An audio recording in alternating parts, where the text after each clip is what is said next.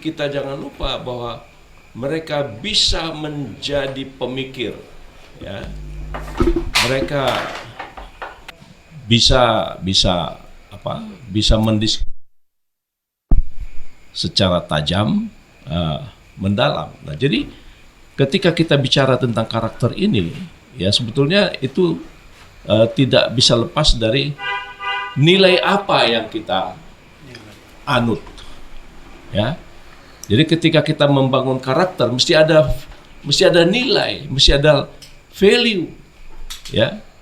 Karena nilai dan value itulah yang bisa membangun karakter. Tetapi itu juga tidak bisa lepas dari leadership, ya. Tidak bisa lepas dari leadership.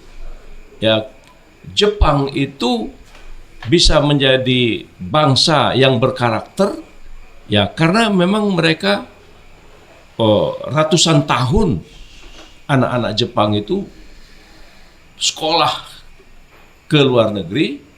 Setelah pulang dia ke negaranya, dia mencoba menyesuaikan ilmu yang mereka dapat dari luar negeri dengan nilai-nilai yang ada di Jepang.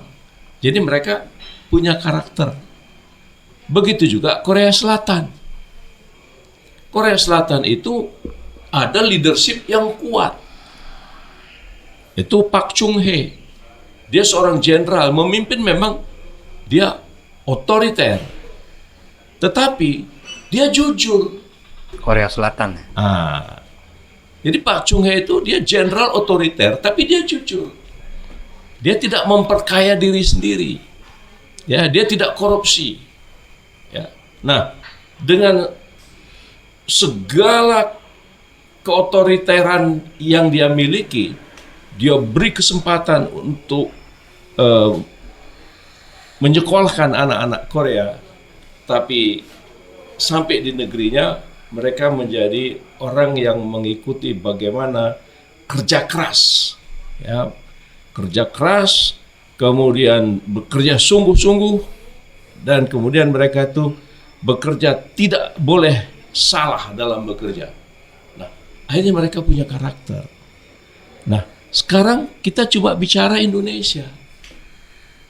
Ketika kita bicara Indonesia, ayolah jujurlah, ya, jujurlah kita ketika berbicara tentang Indonesia ini. Nilai apa, ya, nilai apa yang ditawarkan, ya, ditawarkan untuk membangun karakter bangsa ini, karena kita ini adalah bangsa yang boleh dikatakan ya negara besar lah, ya, di dunia ini dengan variasi, ya, kesukuan yang sangat luar biasa. Nah, jadi selama 77 tahun ini yang menonjol apa sih di Indonesia ini?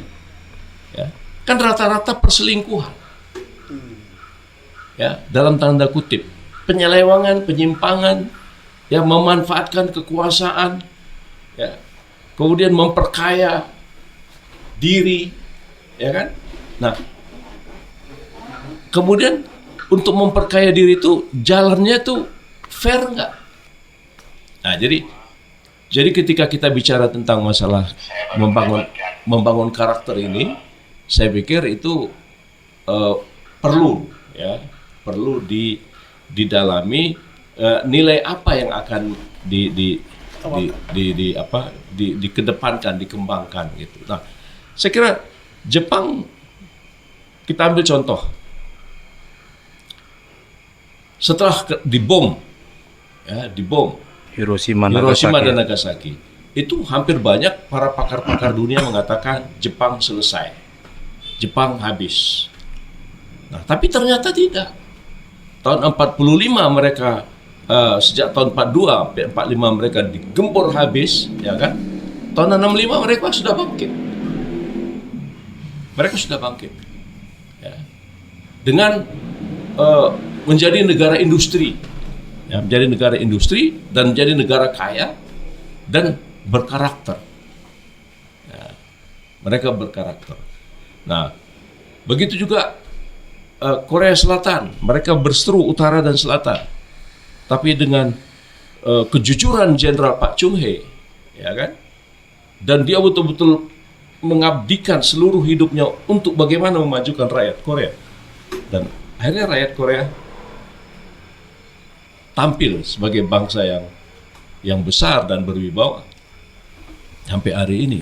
Gitu. Nah, jadi ketika moderator mengatakan kita bicara tentang karakter building, nah siapa yang membangun karakter itu? Ya. Tadi disebutkan mayoritas kita adalah mayoritas Muslim. Tapi apakah nilai-nilai, gitu, apakah nilai-nilai Islam itu mewarnai karakter kita berbangsa dan bernegara? Nah, itu tuh saya pikir pertanyaan besar. Ya.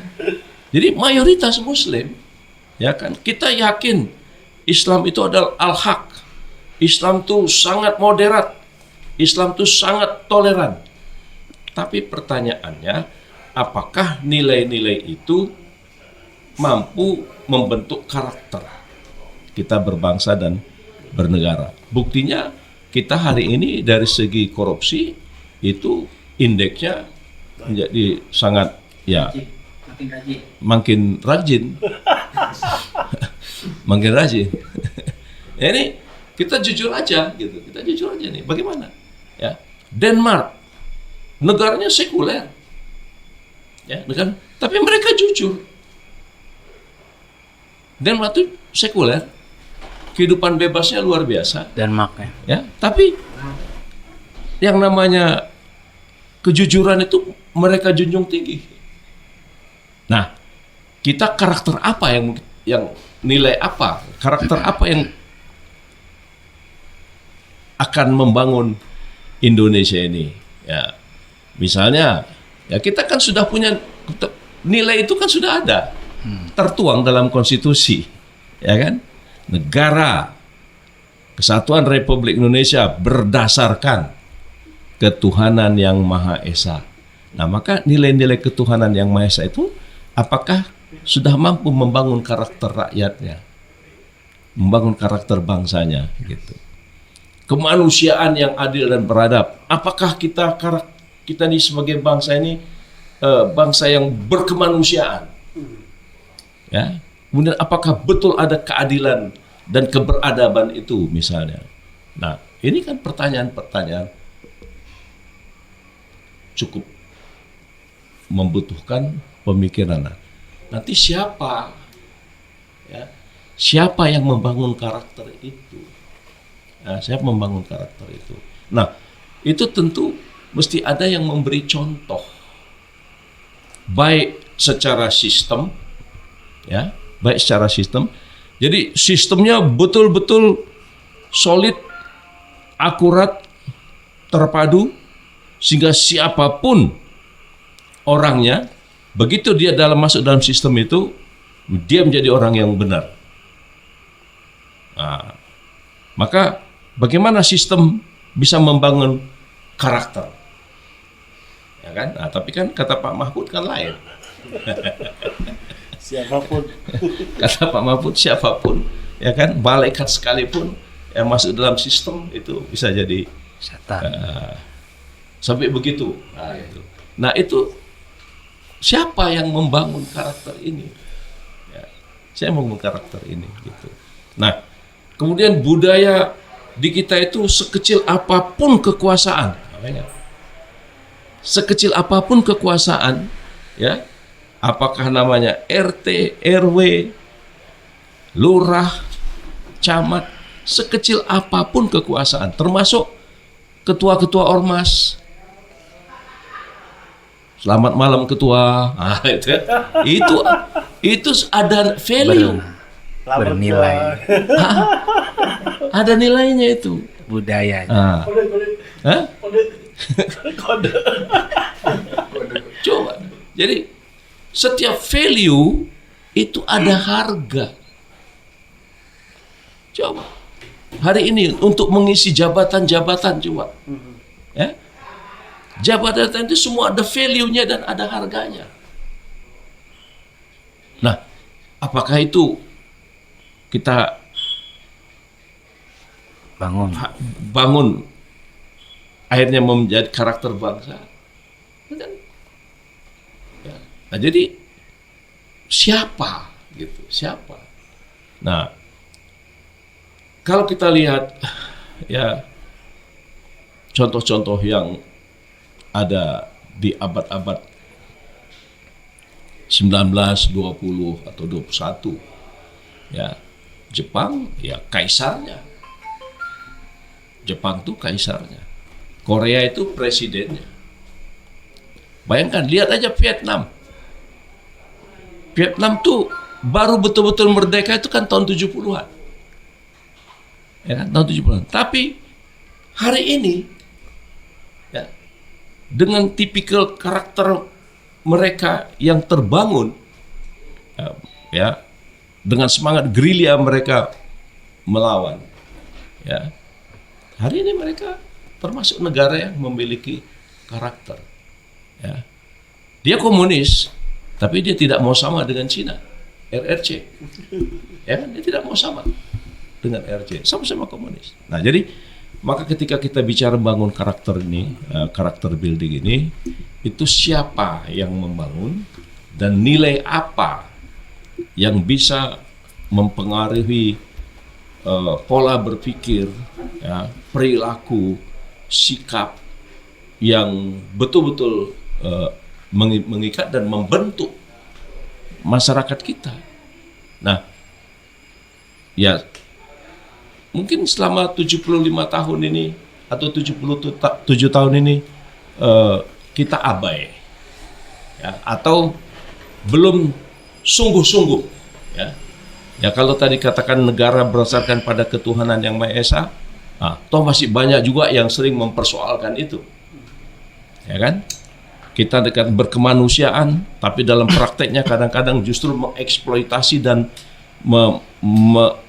merendahkan nilai manusia ya. Seperti nyawa, seperti tidak ada harganya misalnya. Nah, itu di mana kemanusiaan itu? Ya. Kita sudah berkomitmen ya persatuan Indonesia misalnya. Tapi kenapa kok tumbuh berkembang semangat-semangat yang sifatnya malah memecah dan sebagainya. Nah, jadi ini Pancasila maksudnya apa? Pancasila maksudnya. Iya. Jadi persatuan Indonesia itu. Nah, kemudian tapi Pancasila jalan di zaman Soeharto ya, daripada zaman sekarang ya. nah, inilah yang saya maksudkan. Kalau itu nilai-nilai yang sudah disepakati, tertulis dalam konstitusi, lalu bagaimana dia itu bisa menjadi perilaku seluruh anak bangsa ini, sehingga bangsa ini punya karakter. Revolusi mental masih kurang loh. Apa? Revolusi mental. Nah, oleh presiden. jadi revolusi mental yang dikatakan oleh presiden itu kan hanya sekedar ucapan. Ya. Jadi presiden ngomong revolusi mental, tapi hanya sekedar ngomong. Ya kan? Kemudian dia bilang nawacita. Ya kan? Nawacita itu bentuknya kayak apa? Nah, jadi seperti ungkapan-ungkapan hampa, kosong, tidak punya makna. Jadi artinya kita jadi bangsa yang seperti apa ini? Harusnya kan revolusi mental itu menjawab perwujudan dari karakteristik national building itu. Nah, Tapi kan di Pancasila revolusi apapun ada di Pancasila itu. Lengkap lah. iya, karena Kenapa nggak jalanin aja Pancasila itu? justru itu siapa? Figurnya. Siapa yang mampu Top leader. menerjemahkan? Top leader gitu. Pak Harto lah, zaman Pak Harto. Ya, beliau kan sudah tidak ada. Sekarang Ya. Pak Dulu Jokowi. orang mau merdeka dengan Pak Harto. Iya.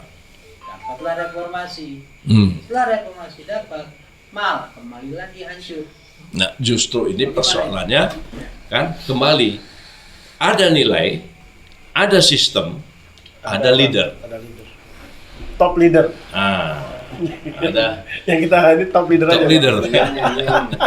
Jadi ada nilai, ada sistem, ada top leadernya. Nah, saya kira ini sesuatu yang semuanya harusnya bisa. Bukankah kalau kita lihat top leader kita Bang ya, Pak Jokowi itu orangnya sederhana. Kita ingat waktu zaman kampanye, beliau itu kan dihitung pemakaian di badannya itu dari mulai sepatu sampai baju putihnya itu nggak lebih dari 1 juta Bang. Sepatu Cibaduyut, Dalam negeri punya, ya. celana, dihitung lah Bang, itu nggak lebih dari 1 juta. Nah bagi seorang pemimpin kan itu sangat sederhana Bang. Daripada yang kita lihat di dunia ini ya, dunia selebritas ya, bagaimana mereka pakai tasnya yang harga ratusan juta. Nah, pertanyaannya, apakah itu karakter? Mungkin atau- kesederhanaan beliau itu. Atau pencitraan ya kan? Nah gitu, Misalnya apakah juga itu kan. karakter? Ah.